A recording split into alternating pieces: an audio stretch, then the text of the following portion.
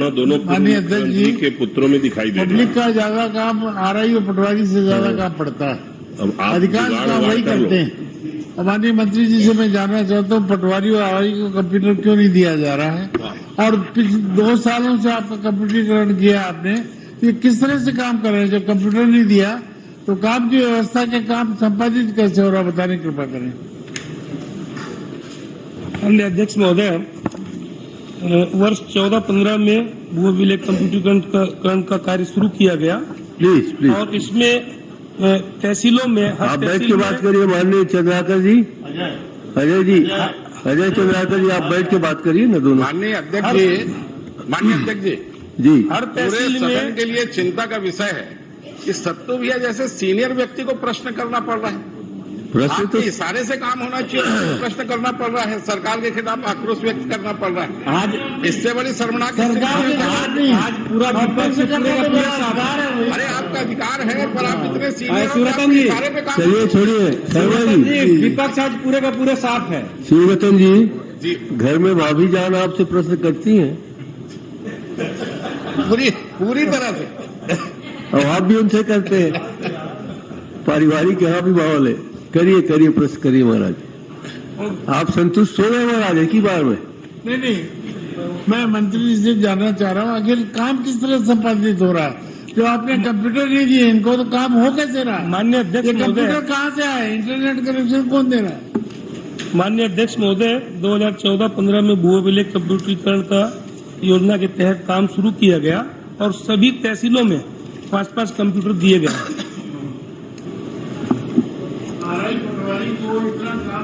Public का ज्यादा काम वही संपादित करते हैं, तो उनको कंप्यूटर क्यों नहीं दिया जा रहा है? और ये अभी उनके पास कंप्यूटर हैं, कंप्यूटर ऑपरेटर भी आ रही पटवारियों के पास, तो आखिर कहाँ संचालन हो रहा है? या तो विधिवत आपको लीगलाइज कर दें, इनको कंप्यूटर और ये दिलवा दें इंटरनेट कनेक्शन, ताकि ये पैसा कौन दे रहा है इनका, इंटरनेट कनेक्शन का? और कंप्यूटर जो पटवारियों के पास है, इनका पैसा दे कौन रहा? कंप्यूटर आपने नहीं दिए तो कहाँ से आए कंप्यूटर इनके पास?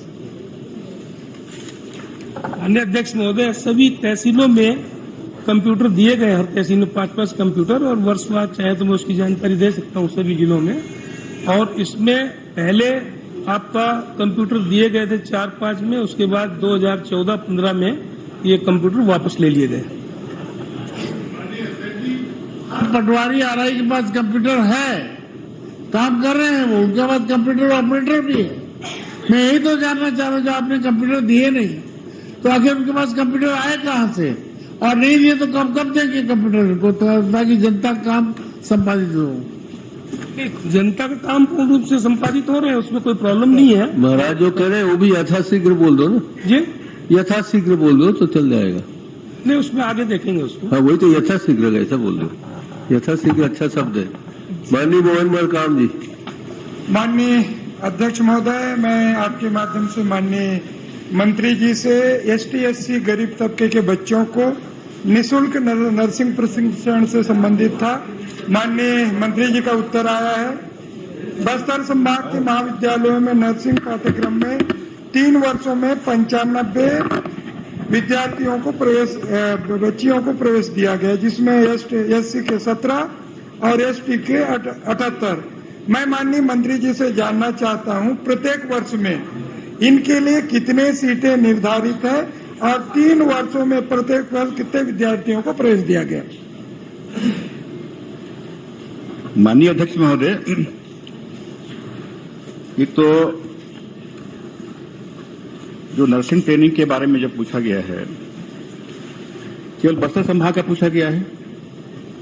तो बस्तर संभाग में जैसे मैंने बताया है कि 95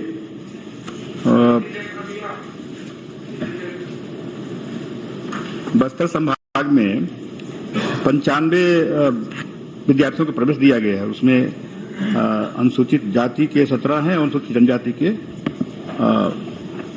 78 हैं उसमें। और जो पूछे कि कितने लोगों का उसमें, माननीय अध्यक्ष महोदय, इसमें प्रक्रिया ये होता है कि जो इसके एग्जाम होते हैं, DME उसका एग्जाम कंडक्ट कराता है, उसके बाद उसकी मेरिट लिस्ट बनती है। और मेरिट लिस्ट में बनने के बाद जो विद्यार्थी हैं वो जाके वहाँ पे अपना सत्यापन कराते हैं, फिर उनकी जो कॉलेज है उसको चॉइस है वहाँ पर उसको भेजते हैं और वो पूरे मेरिट के आधार पर विभाग को यहाँ ट्रैवल विभाग को भेजते हैं और ट्रैवल विभाग पूरे 400 विद्यार्थियों के लिए अलग अलग उसमें करके जहाँ जहाँ पर उनकी पदस्थापना जहाँ पर उनकी पोस्ट जो कॉलेज अलॉटमेंट होता है उसके आधार पर वो लोग क्या करते हैं। तो पूरे प्रदेश में जहाँ बालक अनुसूचित जाति के बालक 26 हैं और बालिका 129 और 155 कुल होते हैं और अनुसूचित जनजाति के 51 बालक हैं और 194 बालिका। तो जो 400 संख्या है वो फिर घटती क्रम में उनके बना जाती कि 400 फिर 400 399 इस प्रकार से। और जिन जिन कॉलेजों में उनकी प्रवेश होता है विभाग फिर वहां पर सहायक आयुक्त को भेजते हैं कि वहां पर अपनी व्यवस्था करें ताकि वो लोग पढ़ाई कर सकें।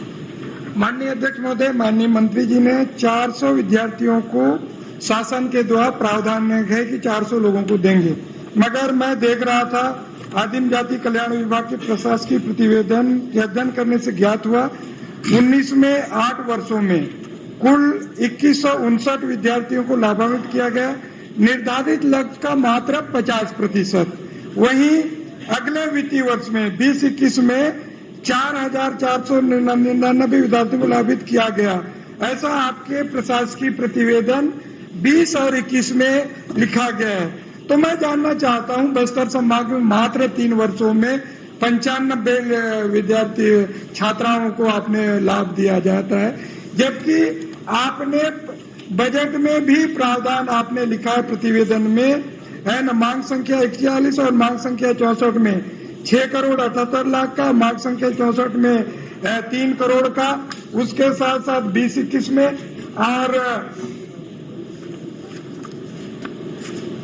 21-22 में भी आपने 5 करोड़ 78 लाख और मांग संख्या 64 में 3 करोड़ का प्रावधान है।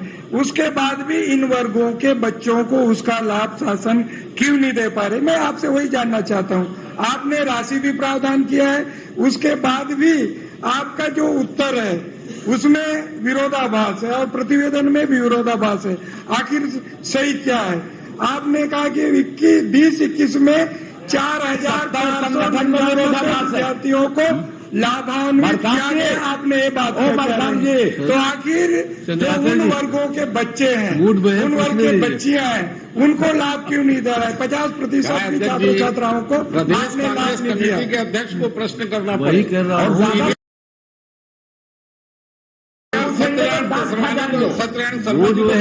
मंत्री जी, सत्ता और संगठन में समन्वय दिखता है, समन्वय नहीं है। और ज्यादा पूछोगे ज्यादा पूछेंगे खा जाएंगे। बेहतर समन्वय है, ऐसा नहीं है।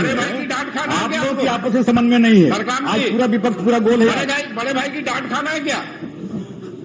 माननीय अध्यक्ष महोदय,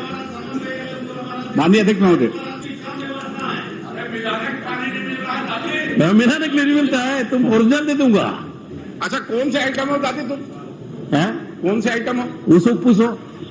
माननीय अध्यक्ष महोदय, आप ये बस्तर संभाग में विगत 3 वर्षों में कुल आपके जो बच्चे आपको लाभान्वित हुए हैं वो 646 हैं, लेकिन जो विभाग की जो योजना है, विभाग की योजना के तहत 95 को हम लोग ने उसमें लागू किया, उसमें लाभ दिया है। उसमें माननीय अध्यक्ष महोदय हमने तय किया कि जो एक तो और जो क्या पात्रता क्या उसकी रहेगी, ये मूल निवासी यहाँ का होना चाहिए, उसके जो परिवार की इनकम 2.5 लाख प्रति वर्ष उसका होना चाहिए, और एक परिवार के 2 बच्चे को उसमें लाभान्वित कर सकते हैं। उसमें माननीय अध्यक्ष महोदय जैसे मैंने कहा कि उसकी पूरे मेरिट लिस्ट बनती है और मेरिट लिस्ट का आधार पर हम करते हैं।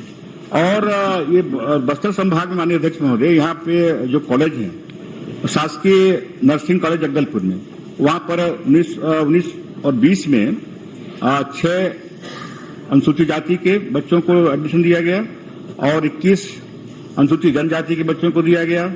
20-21 में अनुसूचित जनजाति के 16 और अनुसूचित जाति के 17 और आपके 21-22 में अनुसूचित जाति के 13 और अनुसूचित जनजाति के उसमें नहीं मिल पाए। तो इस प्रकार से जो कॉलेज है, अलग अलग कॉलेज हैं, अदितेश्वर नर्सिंग कॉलेज जगदलपुर, उसमें 5 बच्चों को एडमिशन दिया गया। बोधनी देवी नर्सिंग इंस्टीट्यूट, उसमें 5 लोगों को दिया गया।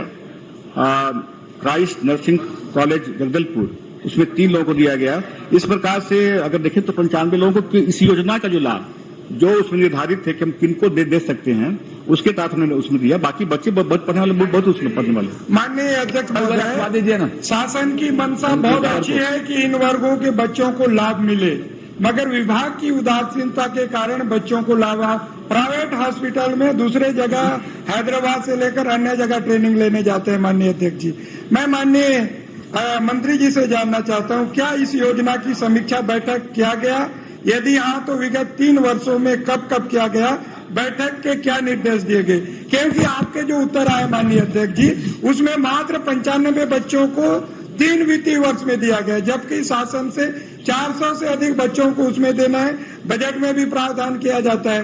तो मैं माननीय मंत्री जी से पूछना चाहता हूं, विगत 3 वर्षों में इस योजना की आपने कब कब समीक्षा की? माननीय अध्यक्ष महोदय, मैंने अपने उत्तर में पहले बताया है कि पूरे प्रदेश में हम 400 लोगों को देते हैं।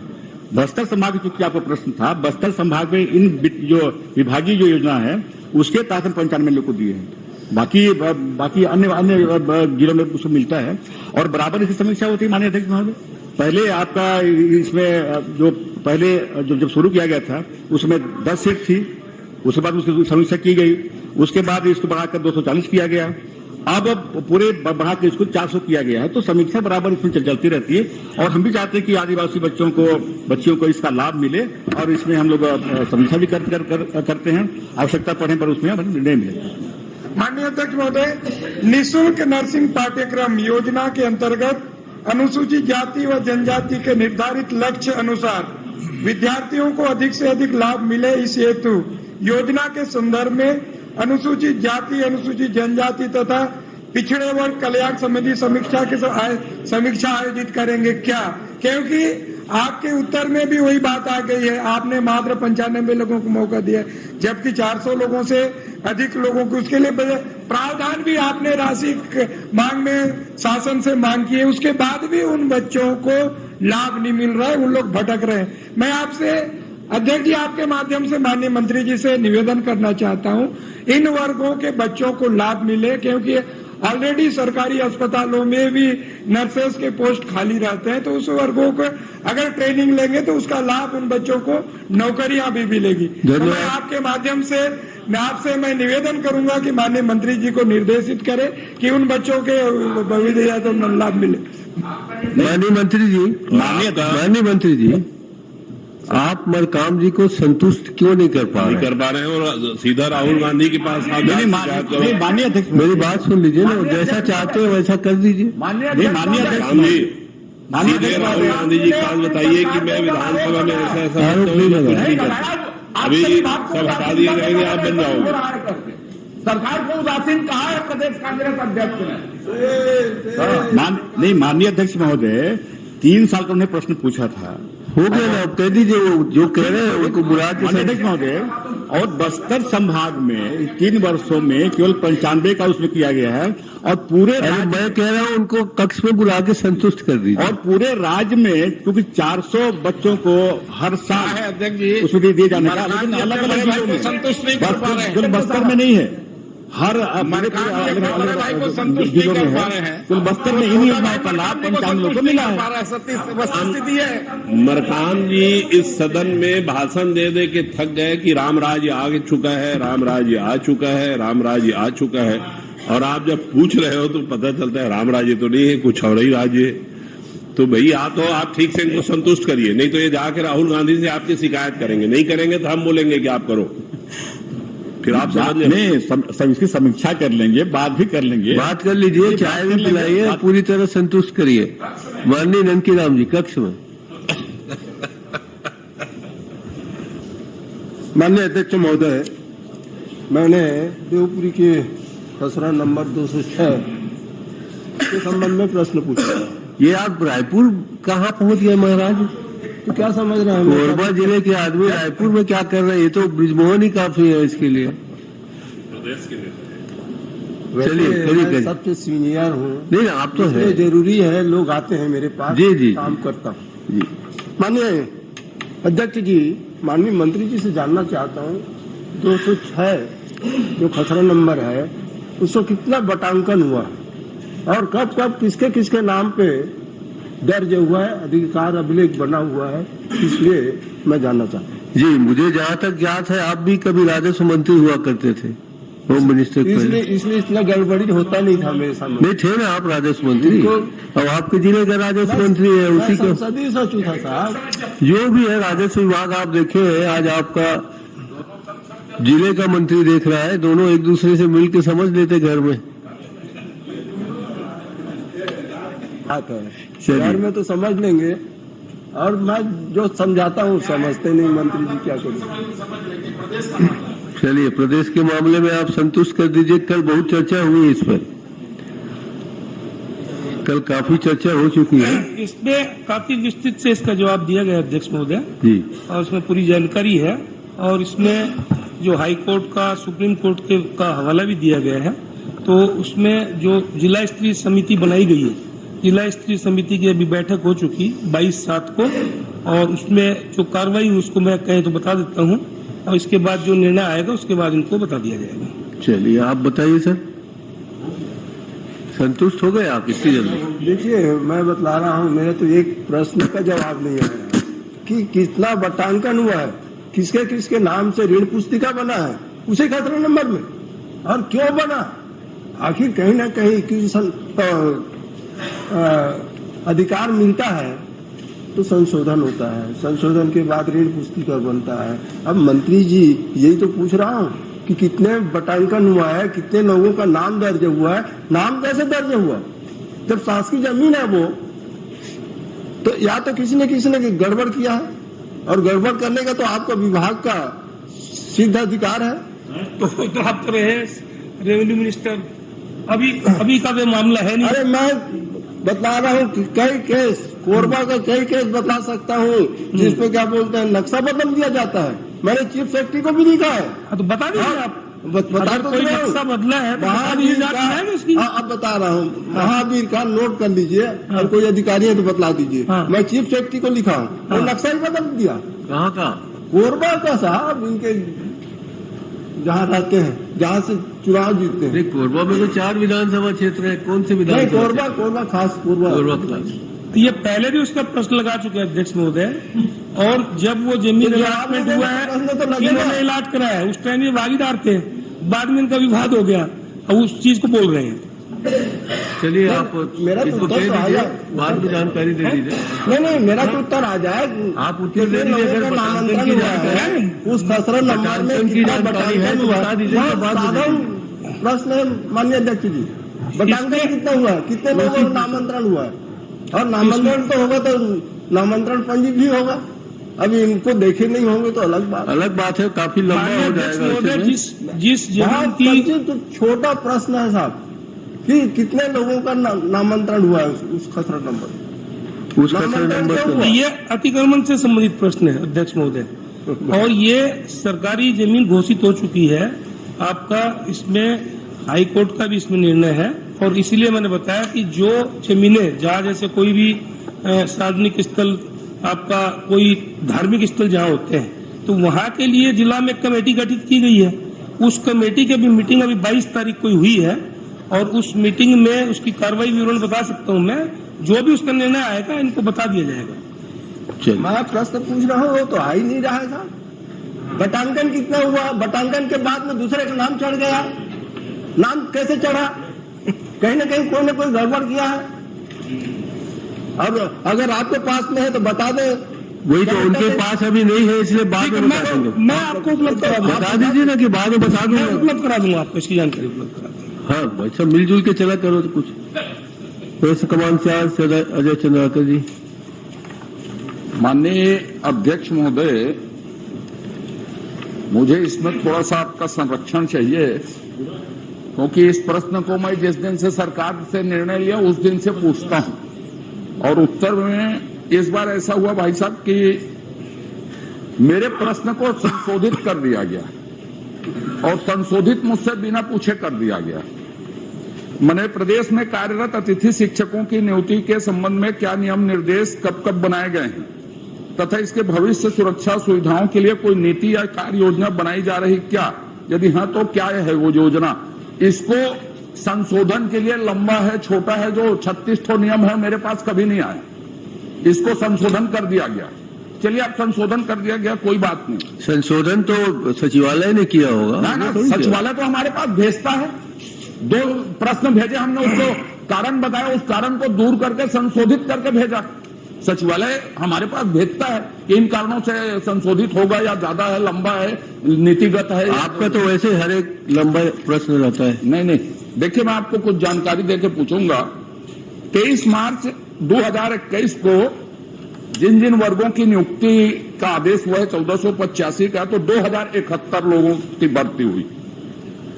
हर बार कहा समय सीमा से बताना संभव नहीं है। फिर 30 जुलाई 2021 को मैंने प्रश्न किया तो 83 तक पहुंचा वो संख्या, 2683। 71 से 83 मैंने 8 लोगों का सत्यापन उन्होंने 5 महीने में किया विभाग ने। फिर 14 मार्च को मैंने किया तो 14 मार्च 2022 को किया तो बोले कि 7571 की भर्ती हुई। अब 26 जुलाई 2002 चौथी बार इस प्रश्न को कर रहा हूं, तब भर्ती हुई है 10,441 और पूरे की समय सीमा बताना संभव नहीं। मैं आपके माध्यम से यह जानना चाहता हूं, यह सत्यापन की प्रक्रिया क्या है, क्या क्या पेपर लगते हैं, कौन स्तर का अधिकारी करता है और देरी के कारण क्या है?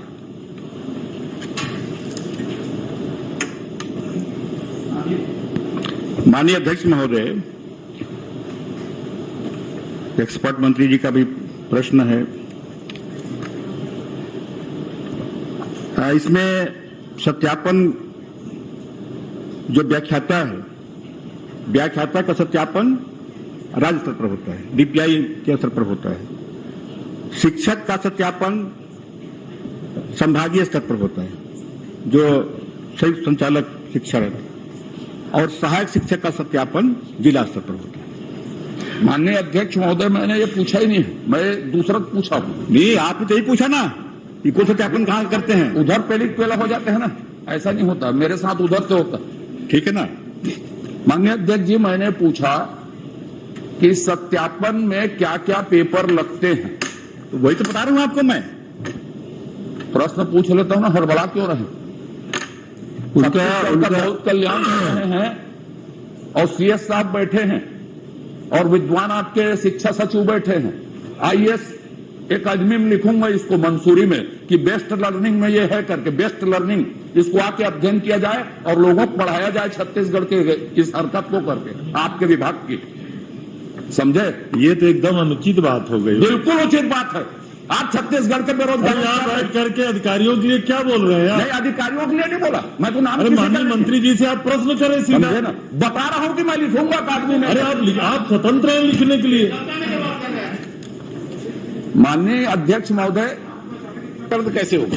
आज इनका लाइन लेंथ बिगड़ा हुआ है, चंद्राकर जी का लाइन लेंथ बिगड़ा हुआ है। करा लो, लगता है बताऊंगा, मैं कल बताऊंगा आपको। घर से लड़ाई उड़ाई करके कल बताऊंगा आपको अच्छे से।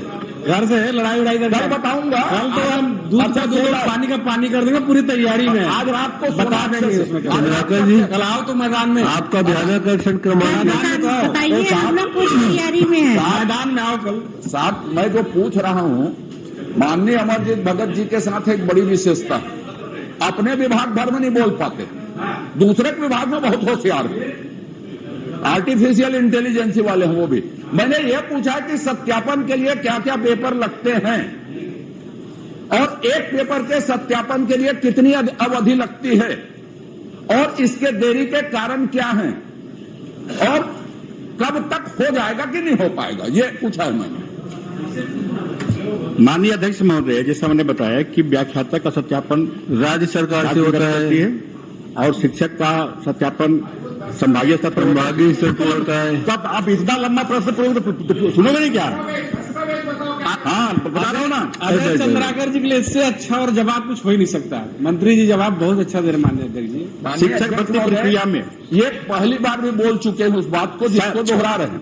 शिक्षक भर्ती प्रक्रिया में क्या क्या लगता है, क्या क्या पेपर लगता है एक सत्यापन में अवधि कितनी लगती है?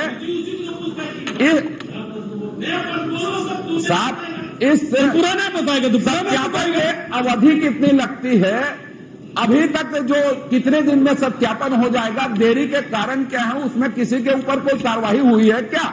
ये पूछा हूं एक प्रश्न। शिक्षक भर्ती प्रक्रिया में अभ्यर्थियों द्वारा व्यापन परीक्षा में प्राप्त मेरिट क्रम में एवं उनके द्वारा दिए गए जिले अथवा संभाग में चयन प्राथमिकता, आरक्षण रोस्टर, पदों की संख्या के आधार पर चिप्स के द्वारा अभ्यर्थियों के लिए जो पोर्टल बनाया गया है उसके माध्यम से संबंधित अभ्यर्थियों को बुलावा पत्र जारी किया जाता है और दस्तावेजों का सत्यापन उपरांत पात्र अपात्र अभ्यर्थियों को संबंधित जिला अथवा संभाग के नियोक्ता अधिकारी।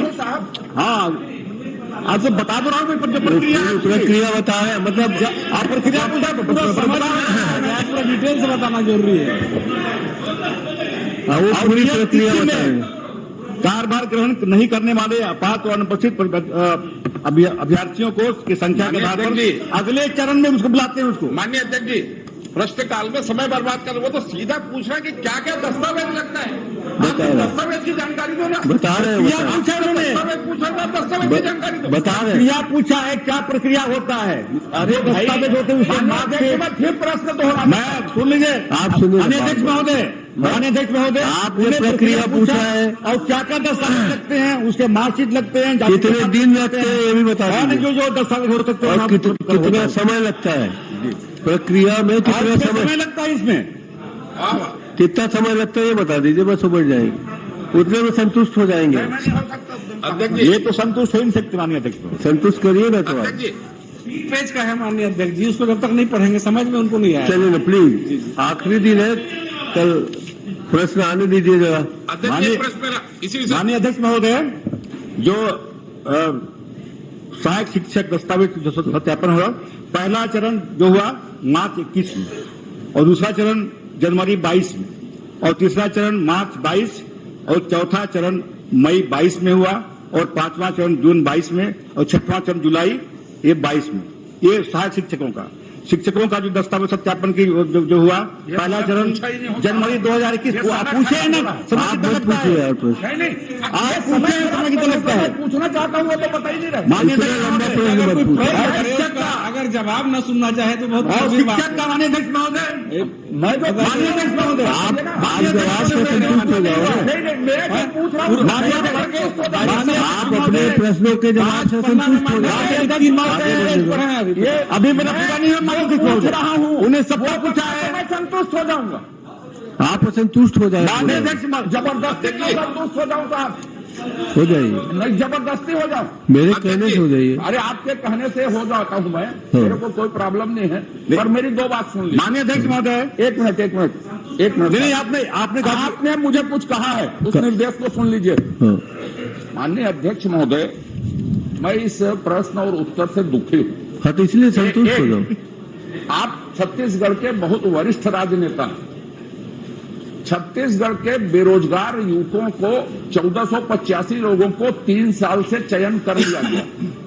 आप मेरे प्रश्न के उत्तर में बता देता हूं, 271 लोगों का सत्यापन 2671 23 मार्च को प्रश्न में और 30 जुलाई तक 83 लोगों का सत्यापन इस विभाग ने किया। रोना आता है ऐसे में छत्तीसगढ़ का मजाक बनाते हैं ना, इसलिए मैं पूछता नहीं, आपके विवेक पर छोड़ता हूं कि ये छत्तीसगढ़ के भविष्य के बारे में ये बात मत करें, इनको नैतिक अधिकार नहीं बात करने का। माननीय मंत्री जी, संतुष्ट होता माननीय मंत्री जी, आप माननीय अध्यक्ष मैंने पूरा जो बता रहा था, नहीं मैं नहीं पूछ रहा हूँ, जो मैं पूछ रहा हूँ अध्यक्ष महोदय, जो पूछे पूछ नहीं रहा हूँ, जो पूछ नहीं रहा हूँ, नहीं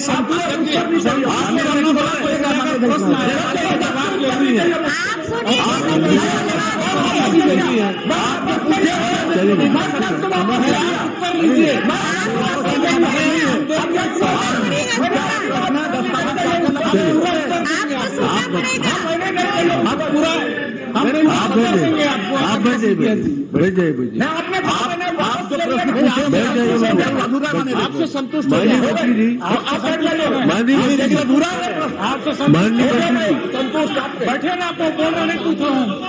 जबरदस्ती को चुनना जब आपने व्यवस्था दे अभी तो 3 लगातार जब तक संतुष्ट न हो जाए भर्ती हो गई और आपके प्रदेश में 3139 शिक्षकों की भर्ती बाकी है। कहीं कोई काम की समय सीमा होती है कि नहीं करेंगे भर्ती? खाली छोटा देख लेते हो। आपने तो कुछ किया नहीं। 3 साल से 15 साल में एक दिन भर्ती नहीं किया आपने। 15 साल में अब 15 साल में भर्ती नहीं किया। अभी हमने भर्ती का अभ्यास नहीं करेंगे। इनका आंकड़ा रोज बदल जाता है। संघीय व्यवस्था का पालन माननीय अध्यक्ष महोदय प्लीज मोरा जी, रोज आंकड़े मत बदला करो। चलिए और एक बार याद करके लिखा करो, जहाँ जो आंकड़ा लिखा हो वही सब जगह लिखा होना चाहिए। माननीय ऐसा नहीं कि 20 किलोमीटर, कहीं 22 किलोमीटर, कहीं 24 किलोमीटर, कहीं 15 किलोमीटर, ऐसा मत लिखना। मैं ये निवेदन कर रहा हूँ आपसे कि पूरे छत्तीसगढ़ के बेरोजगारों का सवाल है। आप अपने विभाग को कह दीजिए कि एक समय सीमा सुनिश्चित करें और उसके अंतर्गत कार्रवाई करें। बात खत्म हो गई। गुलाब कमल जी। माननीय अध्यक्ष महोदय,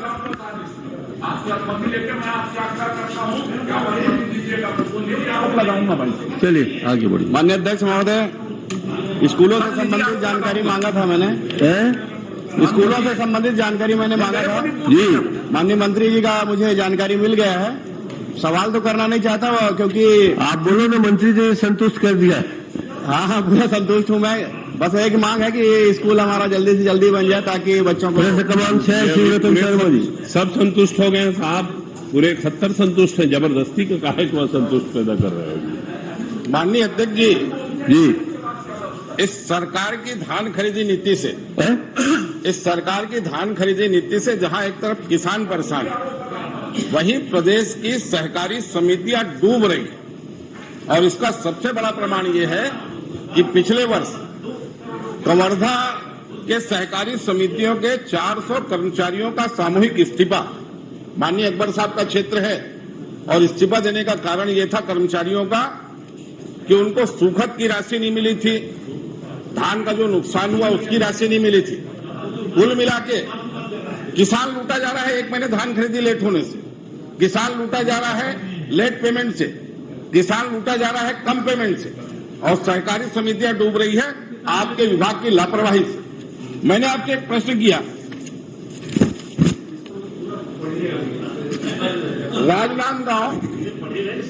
राजनांदगांव और कबीरधाम जिले में उपार्जन केंद्रों को कटौती के पश्चात कितनी राशि थी? आपने उत्तर दिया है। चंद्राकर जी, आप इधर देखें। आप मेरी तरफ देखते रहे, प्रश्न कर रहे हैं। माननीय अध्यक्ष जी, आपका मुंह बदल रहा है। मंत्री जी ने उत्तर दिया है 117.66 करोड़ रुपए। मैं माननीय मंत्री जी से जानना चाहता हूं, ये 117.66 करोड़ रुपए का भुगतान किया, आपने लिखा है कटौती के पश्चात। इसमें किस किस मद में कितनी कटौती, ये आप जानकारी दे दें।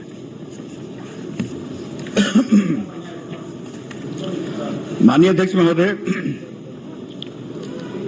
राजनांदगांव जिले में आपने पूछा है 2014-15 से 2020 तक।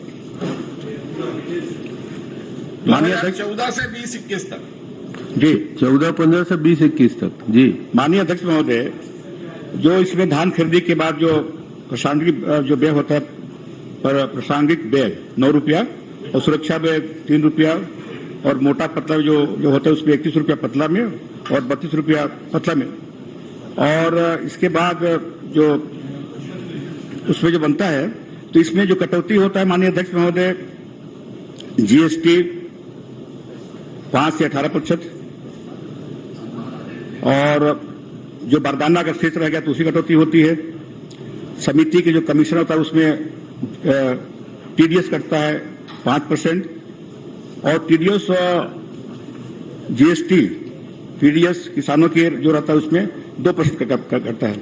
और पुरानी जो लेनदारी पहले से भी अगर कोई लेनदारी है तो वो भी उसमें हम लोग उसमें कटता है माननीय अध्यक्ष महोदय, ये इसका वो है।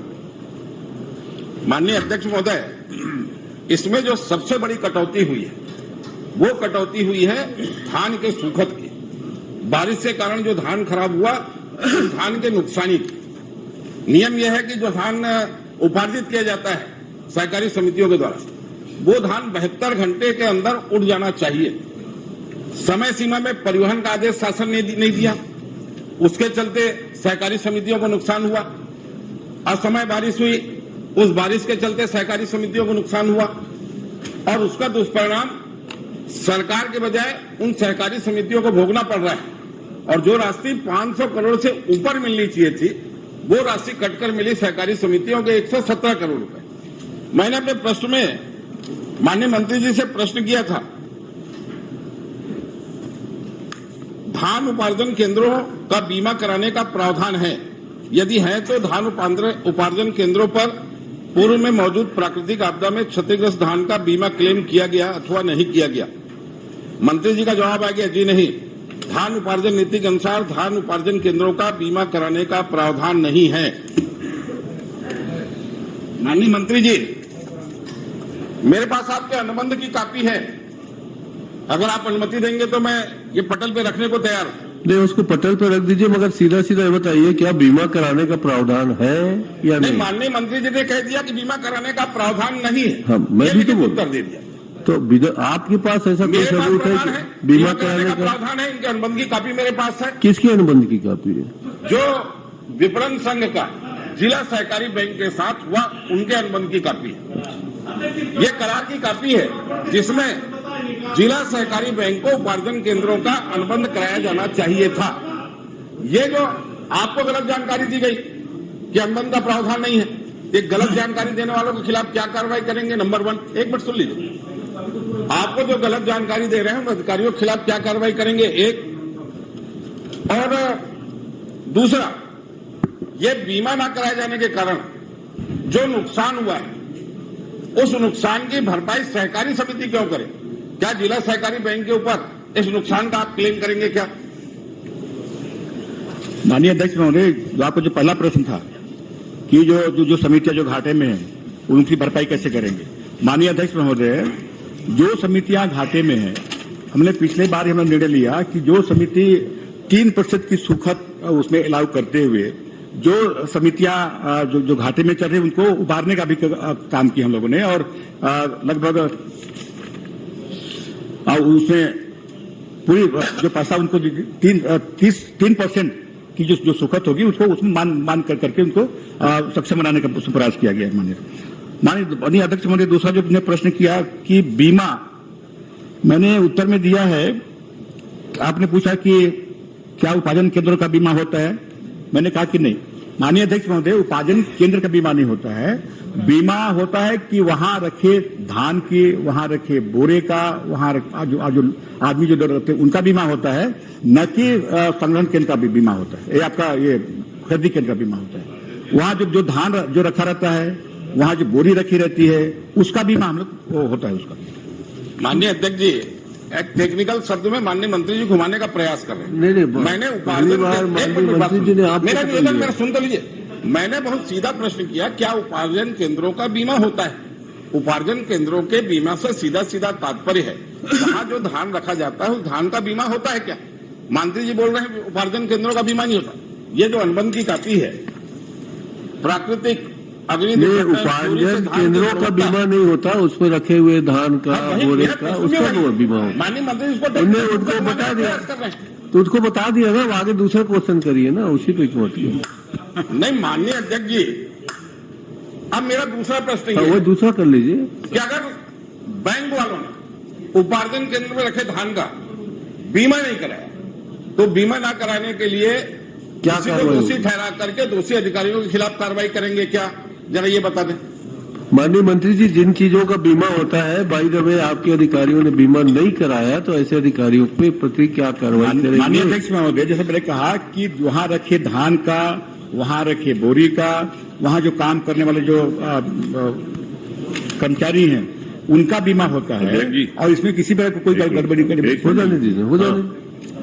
माननीय अध्यक्ष जी, अब 3-4 हो गए, ऐसा मत करिए। माननीय अध्यक्ष जी, माननीय मंत्री जी को बता रहे हैं कि वहां रखे धान का बीमा होता है, तो मेरे को ये बता दें, वहां धान रखे भी धान का अगर बीमा होता है, तो जो धान का नुकसान हुआ 14 से 20-21 तक का मेरा प्रश्न है, उसमें बीमा कंपनी को कितना क्लेम किया गया और कितने क्लेम की राशि प्राप्त हुई? देखिए उसमें बीमा के शर्त क्या देखिए क्या क्या शर्त उसमें है, कितने कितना बीमा होता है।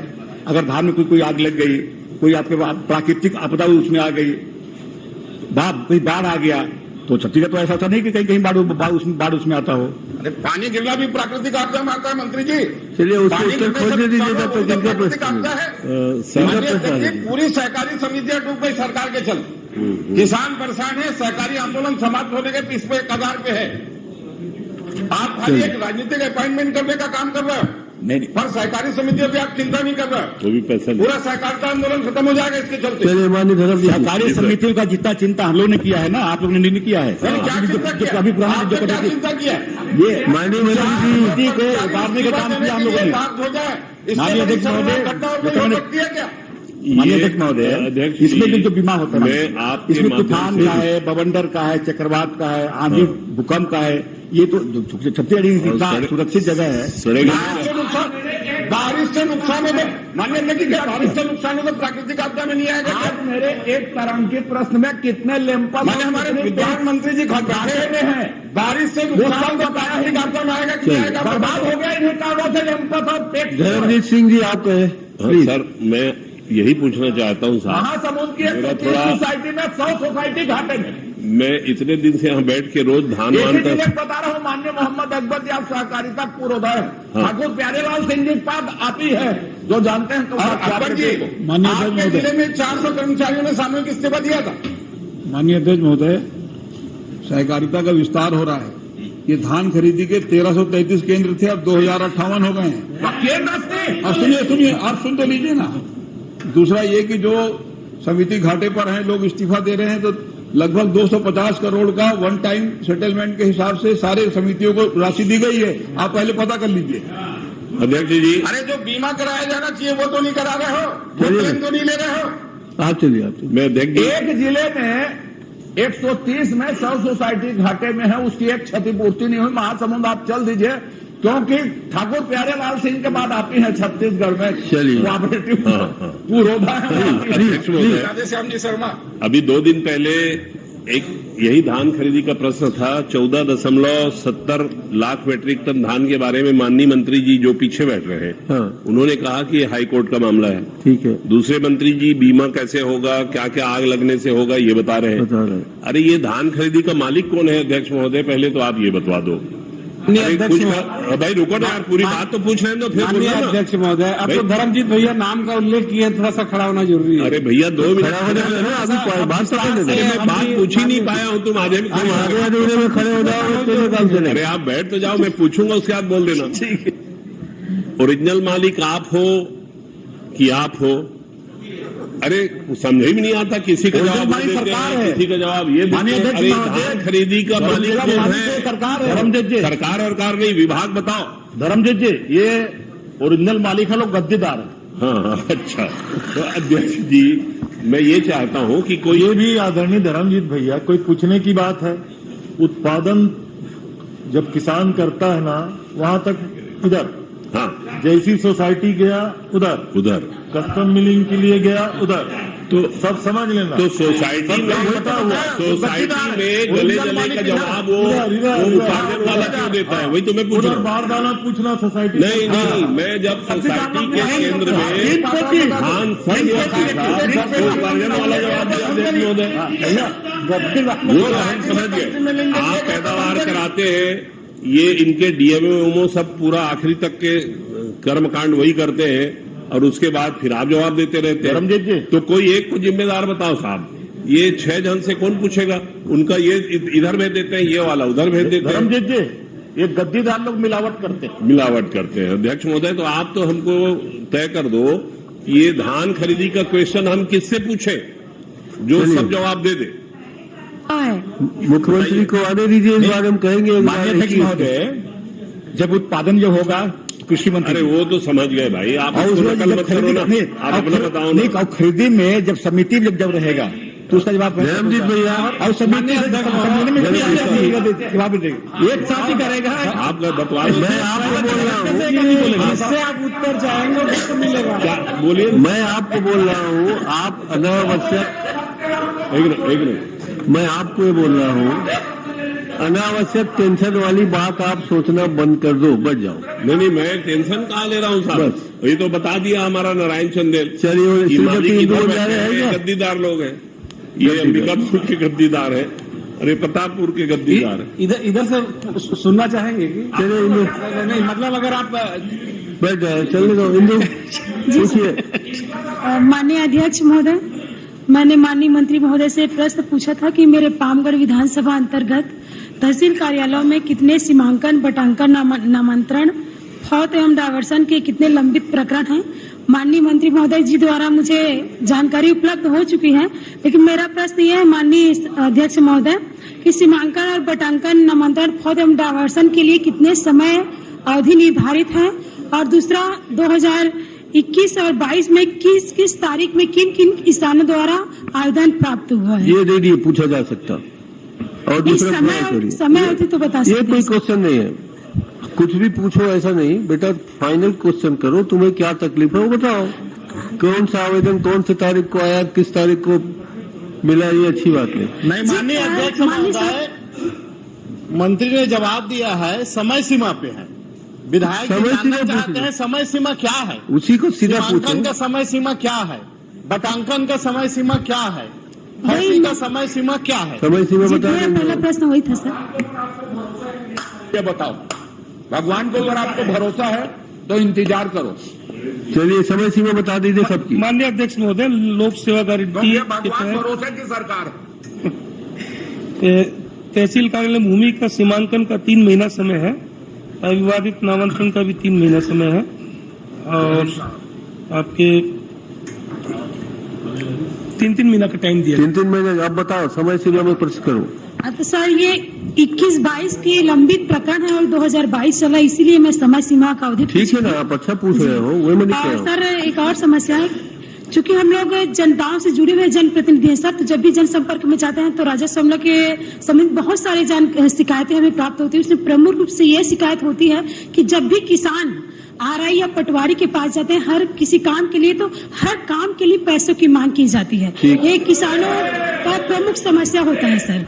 तो मैं आपके माध्यम से माननीय मंत्री जी से निवेदन करना चाहूंगी, तो एक आध किसान भ्रष्टाचार सर कौन अधिकारी मांगा है हो रहा है, उस पर आप काबू लगाएंगे क्या? बात थोड़ी होगी। अच्छा, ये हर क्षेत्र की मामला है सर, हर एक पटवारी बोलने से कुछ नहीं होता। जिला में एक पटवारी अगर प्रमाणित है आप उसको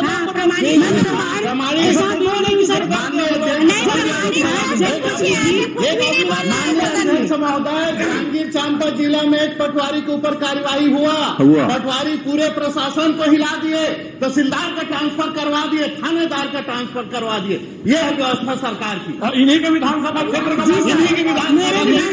क्षेत्र का मामला पटवारी दर्ज हुआ।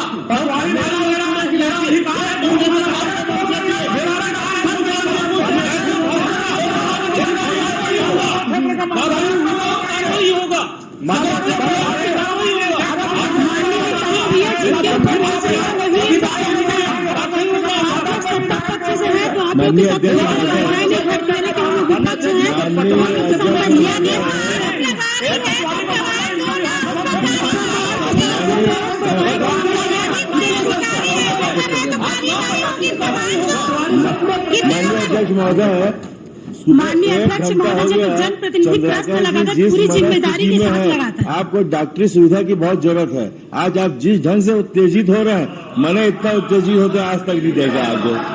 आप बहुत उत्तेजित हो रहे हैं और साथ साथ आपका असर केशव चंद्रा जी को भी हो रहा है। चलिए, मैं कोई उत्तेजित नहीं हूँ, मैंने कहा उनसे प्रश्न मत करिए, आगे बढ़ा दीजिए। चलिए माननीय मंत्री जी। माननीय अध्यक्ष महोदय, इस सदन में उत्तेजना होती है मुझको करके अरुण वोरा स्वीकार कर चुके हैं, और अरुण वोरा स्वीकार कर चुका, मुझे उत्तेजना होती है। आप वाली गोली आप में उत्तेजना नहीं है? नहीं है मैं। अरे भाई, आप वाली गोली ये खा चुके हैं ना। माननीय अध्यक्ष महोदय, मैंने समय सीमा बता दी, और समय सीमा के अंदर प्रकरण है भी जो बाकी हैं, और किसी भी अगर पटवारी की कोई शिकायत है तो उसको बता दें, उसकी जांच करवा लेंगे, अगर गलत होगा तो कार्रवाई की जाएगी। बताओ, कोई नाम हम जानते हो तो बता देना, खतरा नंबर बता देना, उसका ट्रांसफर हो जाएगा।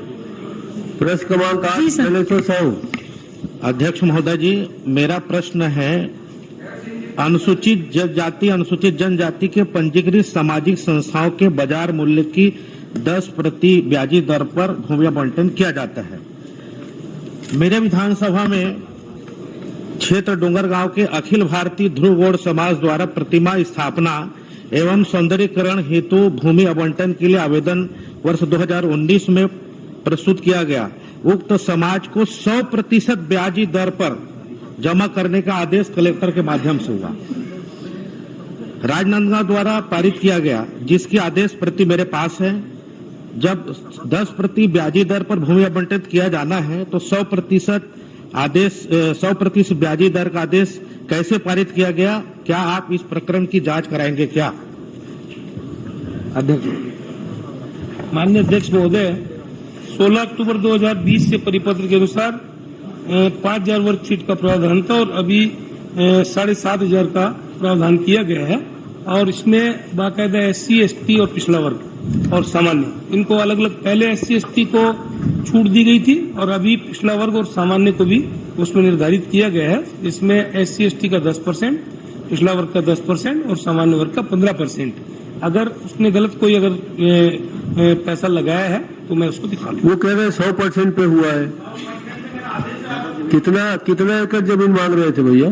अब सीधा वहाँ जमीन से संबंधित नहीं है, सीधा 10% ब्याजी दर पर लेना है। वहाँ पे कहीं जमीन का उल्लेख नहीं, इतना होगा तो इनका इतना प्रतिशत लिया जाएगा। अध्यक्ष महोदय, क्या आपने मेरा आदेश है कलेक्टर का, आपने 100% अनुसूचित जनजाति से ले लिया आपने पैसा? आप जांच कराने का आदेश कर दीजिएगा, मैं कोई उसमें कोई दिक्कत नहीं है। कितनी जमीन है वो? जमीन से यहाँ पे उल्लेख नहीं है। जमीन का उल्लेख उसमें निर्धारित है। आपका 2020 से पहले 5000 फुट था, अभी बाद में उसको 7500 फुट किया गया 2020 में। इसीलिए तो कह रहा हूँ अध्यक्ष महोदय जी कि आप इसको जांच करा दीजिएगा। मैं भी तो आपसे पूछ रहा हूँ कि जमीन कितना मांगा ये तो बता दो।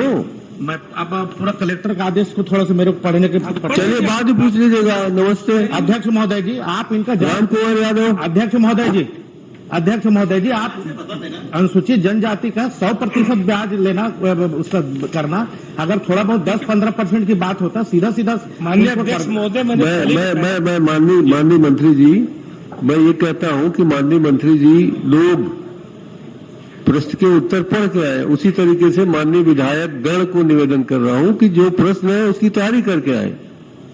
अब प्रश्न में क्या पूछना है ये आप तय नहीं करोगे तो कैसे काम चलेगा? राम कुमार जी। अध्यक्ष महोदय, मेरे पास ये है कि 0.50 डिसमिल का लगभग का है, 50 डिसमिल का मांग है। अरे डिसमिल समझते ही नहीं ये लोग ना, ये तो फुट वाले हैं। हाँ तो ये हेक्टेयर मैं बता देता हूँ ना, रकबा है 0.59 हेक्टेयर की मांग, मतलब वही 50 डिसमिल का लगभग है। सीधा छोटे वर्ग 50 डिसमिल में कितना वर्ग फीट? मैंने बताया ना कि उसमें अच्छा 50 डिसमिल में कितना वर्ग फुट होता है आप बताओ राजस्व मंत्री। 2020 के पहले 5000 फुट का प्रावधान था। 2020 से आपका 7500 हमारी सरकार ने किया प्रावधान, उसमें मैंने रेट भी बता दिया। और अगर ज्यादा जमीन कोई लेता है कोई भी समाज तो विधिवत वो आवेदन करता है तो उसमें कैबिनेट को अधिकार है उसका कम करने का। चलिए माननीय दलेश्वर साहू जी, आप उसको माननीय मुख्यमंत्री जी से निवेदन कर लीजिएगा। अध्यक्ष महोदय, नियम प्रावधान है, उनको 10% से ज्यादा लेना ही नहीं है, पर मंत्री जी उनको आप सीधा जांच क्यों नहीं करा देते? हो जाए तो क्या दिक्कत है? जांच करा देंगे, आप बताओ। अब जांच कराने में क्या दिक्कत है भाई? अरे मैं बोल रहा हूँ कि आपने 10% से ज्यादा 100% आपने पैसा ले लिया है, तो मैं वही आप मेरा जो कौन सेशन में लिया है? 2019 की बात करो। हाँ तो मैंने बताया ना अध्यक्ष महोदय कि वो विधिवत आवेदन करके माननीय मुख्यमंत्री जी से निवेदन करते और कैबिनेट में जाता मामला तो कैबिनेट को उसका निर्णय लेने का अधिकार है। अध्यक्ष कैबिनेट में जाने से पहले आप जांच कराना चाहते हैं? जो भी कैबिनेट को अधिकार है उसके मुताबिक चाहे वो 1 रुपए में दे चाहे फ्री में दे, अध्यक्ष जो भी जब आपका नीति नियम 10% से ज्यादा लेने का नहीं है तो आपने क्यों पर लिया है? इसी का जो जांच करवा दीजिएगा, उसमें क्या दिक्कत? कंफ्यूजन है, दूर कर दीजिए जांच। चलो राम कुमार है। अध्यक्ष महोदय जी, मैं निवेदन चाहूंगी, अनुसूचित जनजाति का मामला है, आदिवासियों का मामला है और आपने 100% ले लिया, कलेक्टर का आदेश है, आप जांच क्यों नहीं करा देते मंत्री जी? ये बहुत सेंसिटिव मामला है। उनको सिर्फ कह दीजिए कि आप शिकायत करिए, जांच करेंगे। ठीक है, आप शिकायत दे दीजिए, उसका धन्यवाद। राम कुमार यादव जी। छन्नी चंद्र साहू।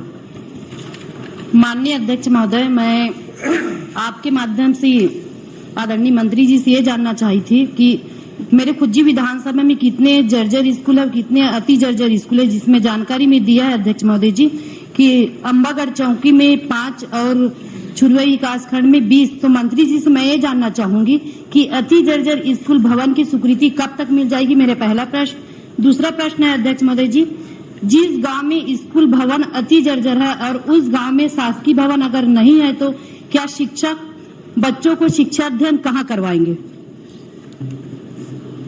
माननीय अध्यक्ष महोदय, ये हर विधानसभा में प्रश्न में आता है कि स्कूल जर्जर हैं, कहीं अति जर्जर हैं।